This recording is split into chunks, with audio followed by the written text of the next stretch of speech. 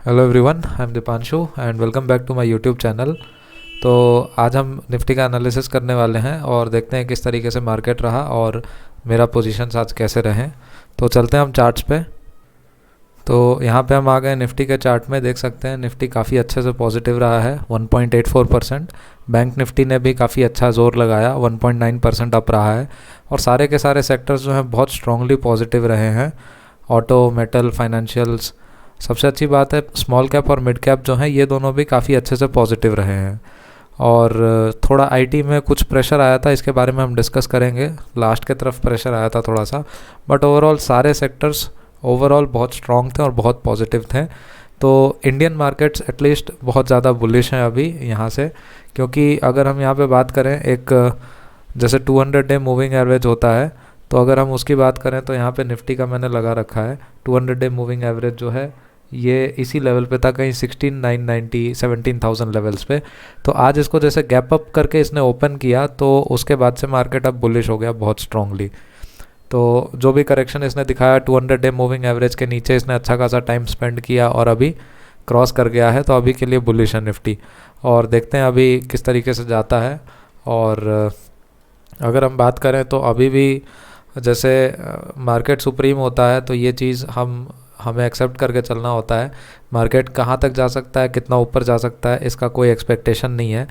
जैसे कि यहाँ से हम देख सकते हैं करीबन 10% ऊपर आ चुका है, यानी 1600 पॉइंट्स का रैली हो चुका है 10 दिनों में, यानी 160 पॉइंट्स एवरी डे।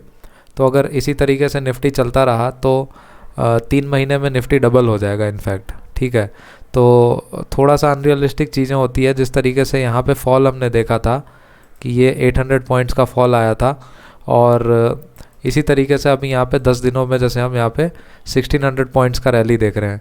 तो निफ्टी जो है इस तरीके से तो चलता नहीं है ना। जैसा कि मैंने कहा अगर ऐसे ही चलता रहा तो 10 दिनों में 1600 और 100 दिनों में 16,000, यानी कि निफ्टी यहाँ से आराम से डबल हो सकता है 3 महीने में। तो हम इसका कुछ नहीं कर सकते हैं, बट मार्केट जो है अपना इंडिकेशन दिखाएगा। जब उसको रिवर्स करना होगा या उसको कंसोलिडेट करना होगा मार्केट खुद बताएगा। ठीक है, और आज का जैसे रहा पिछले 2 दिनों से जैसे हम देख रहे हैं मार्केट अपने बॉटम से करीबन 240-250 पॉइंट्स गैप अप ओपनिंग हो रहा है। तो इस तरीके के जो गैप अप्स होते हैं ये ऑप्शन सेलर्स के लिए फेवरेबल नहीं होता है। इवन मेरे लिए भी फेवरेबल नहीं था। ओवरऑल डेली बेसिस पे तो मार्केट ने ज़्यादा मूवमेंट नहीं दिखाया।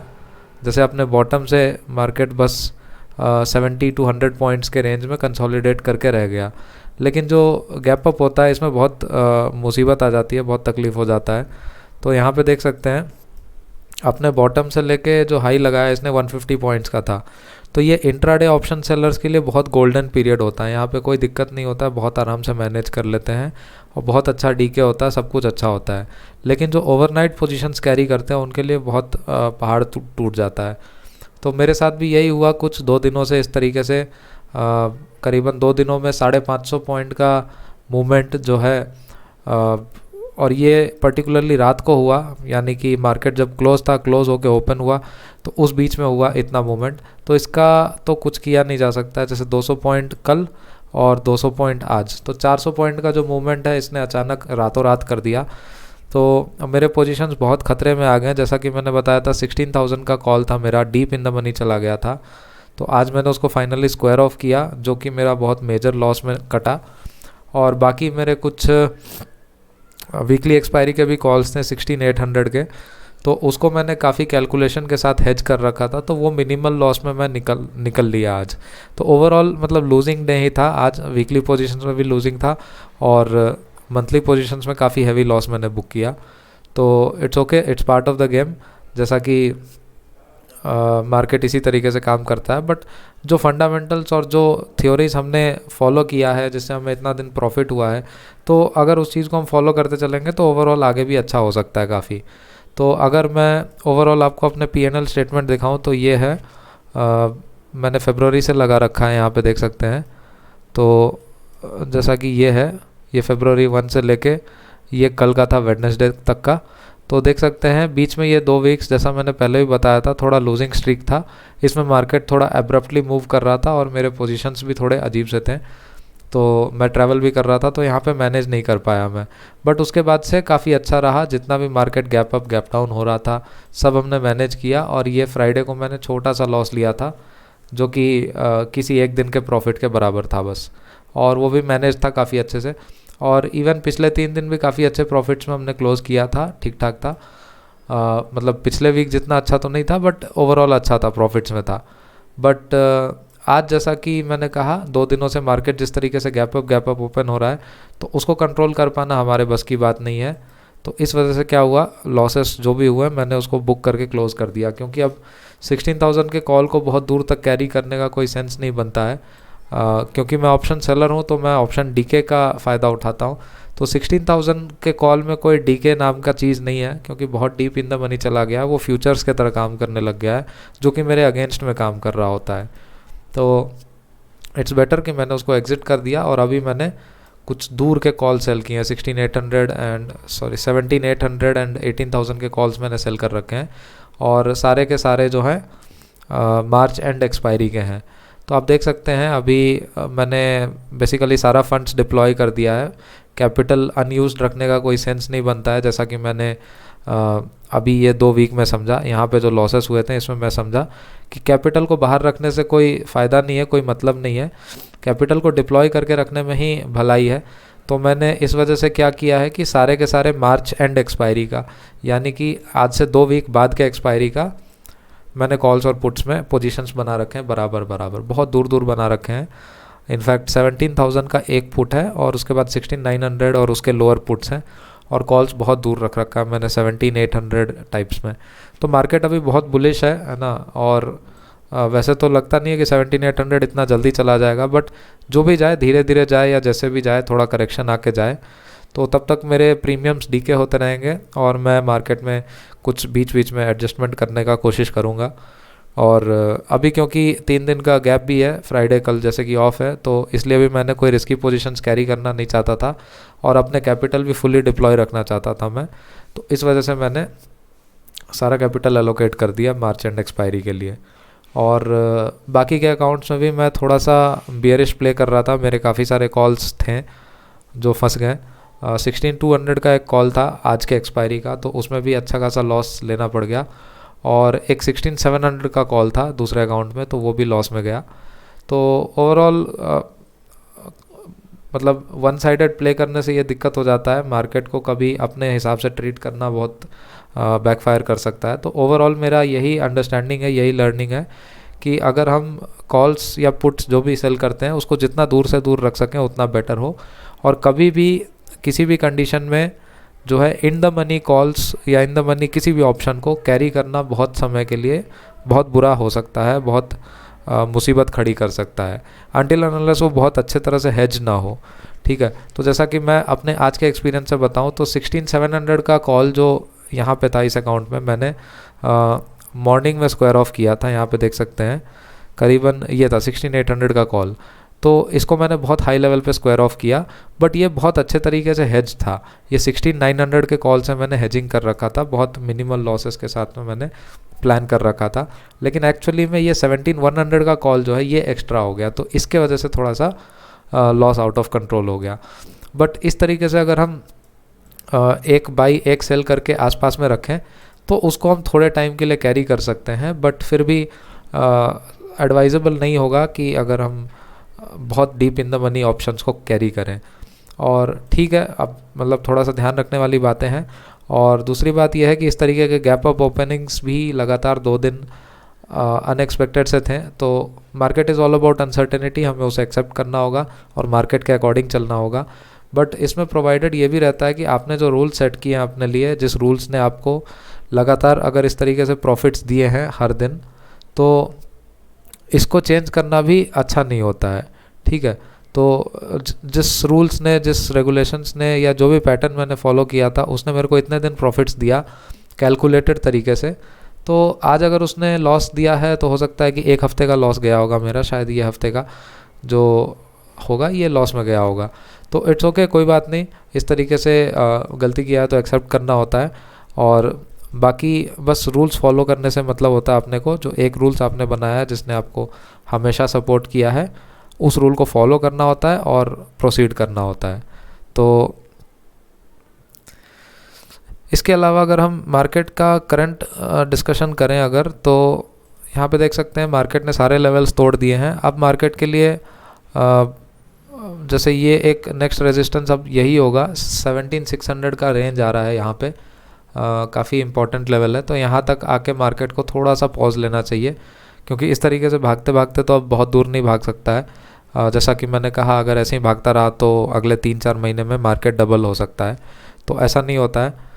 तो देखते हैं, इस रेंज में कंसोलिडेट करना चाहिए। अब एक अच्छे रेंज में आ चुका है, ये अपने स्ट्रॉन्ग जोन में आ गया है, तो यहाँ पे कंसोलिडेट करके अब नए हाइस लगा सकता है मार्केट। तो देखते हैं किस तरीके से रहता है। और थोड़ा सा कंफ्यूजिंग मार्केट भी था आज एक तरीके से, जैसा कि मैं एक छोटे छोटे इंस्टेंसेस बताऊं। ये रिलायंस का चार्ट है, रिलायंस वगैरह सब बहुत अच्छे से पॉजिटिव रहे हैं, सब ने बहुत अच्छा सपोर्ट किया है। और एक टाइटन स्टॉक है जिसके बारे में हमने कई बार डिस्कस किया है। तो टाइटन ने अपना ऑल टाइम हाई लगा दिया है, ठीक है, अपना ब्रेकआउट दिया है और नया लाइफ टाइम हाई लगाया है इसने। करीबन 6 महीने का कंसोलिडेशन है, देख सकते हैं, 5.5 महीने का कंसोलिडेशन है और आज इसने ब्रेकआउट दे दिया है। तो पोर्टफोलियो में थोड़ा सा है।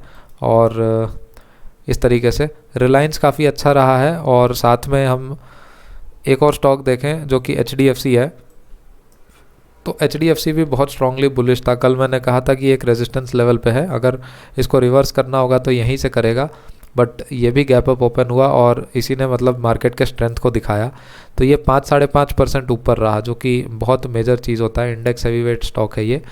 तो इसने जिस तरीके से मूवमेंट दिखाया, इससे ये क्लियर समझ में आ रहा है कि मार्केट बहुत बुलिश है। तो अगर हम रिलायंस का चार्ट देखें थोड़ी देर के लिए, तो ये जो चार्ट है 5 मिनट्स के कैंडल में देखते हैं, रिलायंस लगातार एक ब्रेकआउट दिया इसने, करीबन यहाँ पे 230 के आसपास में ब्रेकआउट देने के बाद इसने अच्छा खासा मूवमेंट दिखाया है। तो यहाँ पे देख सकते हैं, यहाँ से इसने काफ़ी तेज़ मूव किया और बहुत फास्ट और बहुत क्विक मूवमेंट था इसका, 2% के आसपास इसने मूव कर दिया। तो यहाँ पे जो है 2 बजे से लेके 2:30 बजे से 3 बजे तक इसने बहुत तेज़ मूवमेंट दिखाया, बट निफ्टी में हमें वो चीज़ देखने को नहीं मिला। यहाँ पे देख सकते हैं इनफैक्ट 2 बजे के बाद मार्केट गिरने लग गया, निफ्टी नीचे गिरने लग गया, देख सकते हैं ये 210 है ना। और यहाँ पे रिलायंस ने 210 पे ब्रेकआउट दे दिया था, ये देख सकते हैं 220 से ये ब्रेकआउट देने लग गया था, 220 से ब्रेकआउट देने लग गया। और यहाँ निफ्टी में देखें क्या हो रहा है, 220 में हल्का सा ही ऊपर गया और फिर बहुत तेज़ नीचे गिर गया। तो इसका रीज़न क्या रहा देख सकते हैं, 235 को ये जो कैंडल बना है, यहाँ पे एक इंसिडेंस हो गया इन्फोसिस में, ये देख सकते हैं 3 बजे के आसपास से ये इन्फोसिस और IT स्टॉक सारे ही वीक थे करीबन। तो ये यहाँ पे देख सकते हैं ये गिरने लग गया, पहले तो 240 से ये गिरने लग गया। TCS बहुत शार्प फॉल है, ये देखने में छोटा मोटा लग रहा है, बट ये जो है 240 के जो कैंडल्स हैं यहाँ से गिरना स्टार्ट किया, तो ये अच्छा खासा इसने 0.6% का फॉल आ गया इसमें। और अगर लास्ट में हम देखें इन्फोसिस में, तो इसमें बहुत शार्प पैनिक फॉल आ गया, ये करीबन 3 बजे से बहुत तेज़ गिरा नीचे, ये तो करीबन 3% का फॉल आया, जो कि बहुत बड़ी बात होती है, एक इंडेक्स हैवीवेट स्टॉक है ये। तो 3 बजे से जो ये फॉल आया, इस वजह से निफ्टी में भी हमें ये फॉल देखने को मिला, देख सकते हैं। और वहीं पे 3 बजे क्या हुआ कि ये रिलायंस हाई पे हाई लगा रहा था, इतने बड़े बड़े कैंडल्स थे रिलायंस के, देख सकते हैं ये एक कैंडल था 10 पॉइंट का, यानी 0.3%, और 10 मिनट में इसने 0.6% मूव कर दिया, और 20 मिनट में तो 1.3% मूव कर गया ये। तो रिलायंस का ये जो मूव है, उसने इन्फोसिस के इस मूव को न्यूट्रलाइज कर दिया बेसिकली। तो हम ये कह सकते हैं मार्केट को मैनेज किया गया है यहाँ पे कुछ करके। तो कुछ तो न्यूज़ है इन्फोसिस में जो हमें पता लगेगा बाद में, और TCS भी उसी तरीके से रहा है। अगर हम विप्रो को देख लें एक बार, तो विप्रो में भी फॉल ही है। तो IT सेक्टर में कुछ तो गड़बड़ है इस तरीके से। तो मैंने इस फॉल को थोड़ा सा ऑब्ज़र्व कर लिया था, और मैंने यहाँ पे कहीं पे 1840 पे इसके 10 क्वांटिटी बाई कर ली है लॉन्ग टर्म होल्डिंग के लिए। तो एक अच्छे लेवल पे बाइंग हो गया है। अब मैं इसको फिर धीरे धीरे और लोअर लेवल्स पे ऐड करने का देखूंगा। तो अगर हम देखें यहाँ पे, वैसे तो ये कंसोलिडेटिंग पैटर्न है, ऊपर के लेवल पे कंसोलिडेट कर रहा है, तो हो सकता है ये ब्रेकआउट करके निफ्टी के मूवमेंट को या निफ्टी के रैली को लीड कर जाए। बट ठीक है, एक स्ट्रॉन्ग स्टॉक है, इसने अपना स्ट्रेंथ प्रूव किया है। तो इस तरीके से जो ब्रेकआउट आया है, तो अब मैं नीचे के लेवल्स पे इसको और ऐड करने का देखूंगा। तो ओवरऑल इस तरीके से मार्केट थोड़ा कंफ्यूजिंग ही रहा और कुछ क्लियर कट डायरेक्शन नहीं रहा पूरे दिन। मतलब मार्केट में अगर ध्यान से देखें तो पूरे दिन भर में कोई मूवमेंट नहीं रहा। बॉटम से टॉप तक इसने बस 150 पॉइंट्स में कंसोलिडेट करके रह गया। मेजर इसका जो मूवमेंट था वो सारा का सारा मॉर्निंग में ही कवर अप हो गया, ठीक है। 240 पॉइंट्स यानी 1.5% का जो मॉर्निंग में गैप अप हो गया, उसी में इसका सारा काम ख़त्म हो गया। इसके बाद जो है थोड़े बहुत स्टॉक्स ने परफॉर्मेंस दिखाया है, बट निफ्टी में बहुत सारे लोग ट्रैप हो चुके हैं अभी बेसिकली। जितने भी कॉल सेलर्स थे बहुत बुरी तरीके से फंसे हुए हैं, और इस तरीके से गैप अप ओपनिंग ना सिर्फ मेरे लिए बल्कि जितने सारे ऑप्शन सेलर्स हैं सबके लिए बहुत बड़ी चीज़ हो गई है। तो ओवरऑल मार्केट थोड़ा सा अभी कंफ्यूजिंग है, और किस तरीके से चलता है ये थोड़ा हमें मंडे को एक क्लैरिटी मिलेगी। अगर हम यहाँ पे देखें ओपन इंटरेस्ट में भी, तो ये देख सकते हैं यहाँ पे 17,000 पे बहुत हैवी कॉल राइटिंग था कल, और आज देख सकते हैं कितना सारा कॉल अनवाइंडिंग हुआ है यहाँ पे। और इसी तरीके से अगर हम मार्च में भी देखें तो यहाँ पे भी 17,000 वाला जो कॉल है 17,100, ये सारे कॉल राइटर्स निकले हैं बहुत तेज़ी से। मतलब उन्होंने जो कॉल सेल कर रखा था उन्होंने कॉल बाई किया है। तो काफ़ी कंफ्यूजिंग है अभी मार्केट, बहुत बुलिश है जैसा कि मैंने कहा। और इस तरीके के बुलिश सिचुएशन में थोड़ा सा और ज़्यादा पैनिक होता है, क्योंकि अब जिन लोगों ने नीचे से प्रॉफिट्स, नीचे से जो पोजीशंस बनाए होंगे जिन लोगों ने, वो अब बुक करना शुरू करेंगे, या फिर इतने अच्छे लेवल पे हो सकता है FIIs बेचना स्टार्ट कर दें। कल जैसा कि एक गुड न्यूज़ रहा, FIIs बायर्स बन गए, ऑल्दो 200-300 करोड़ के लिए ही, बट बायर्स बन गए काफ़ी टाइम के बाद। और पिछले 2 दिन से उनका सेलिंग भी बहुत कम हो रहा है, 100-150 करोड़ के आसपास ही सेलिंग हो रहा है। तो मार्केट के लिए ये भी एक बहुत पॉजिटिव सेंटीमेंट है। तो इस तरीके से मार्केट बहुत बुलिश है। और सबसे बड़ी बात यह है कि आज भी इंडिया विक्स जो है 6% का फॉल आया है इसमें। तो ओवरऑल ये दिखाता है कि मार्केट अब कंसोलिडेशन के जोन में जा रहा है, थोड़ा कंसोलिडेट करना चाहिए मार्केट को। इस तरीके का गैप डाउन ओपनिंग तो थोड़ा नहीं एक्सपेक्टेड होगा, कम से कम होगा। तो देखते हैं, अगर नॉर्मल बिहेव करे मार्केट दोबारा से तो शायद हमारे दिन वापस आ जाएंगे। और हमारे दिन नहीं है, वो मार्केट के ही दिन है एक्चुअली। मार्केट अगर सही तबीयत में होता है तो इसी तरीके से बिहेव करता है कि नॉर्मली हल्का फुल्का गैप अप गैप डाउन और ग्रेजुअली मार्केट आवर्स में मूव करें, जहाँ पे हम अपने पोजीशंस को एडजस्ट कर सकते हैं, plus minus by cell cover कर सकते हैं। मार्केट मूवमेंट दिखाता है अपना, ठीक है, तो हमें प्राइस एक्शन समझ में आता है।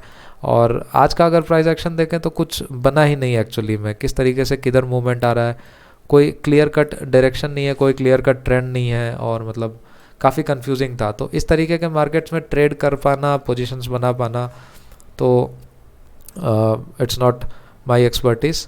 तो देखते हैं अभी किस तरीके से मार्केट प्ले आउट करता है। और बाकी हैप्पी होली एवरीवन।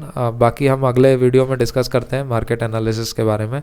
और अगर कोई स्टॉक के बारे में डिस्कशन आपको चाहिए हो तो आप कमेंट सेक्शन में मेंशन कर सकते हैं। और वीडियो पसंद आया हो तो लाइक करें, अपने दोस्तों के साथ शेयर करें, और चैनल को सब्सक्राइब करें। दैट्स इट गाइस, मिलते हैं नेक्स्ट वीडियो में। Thank you.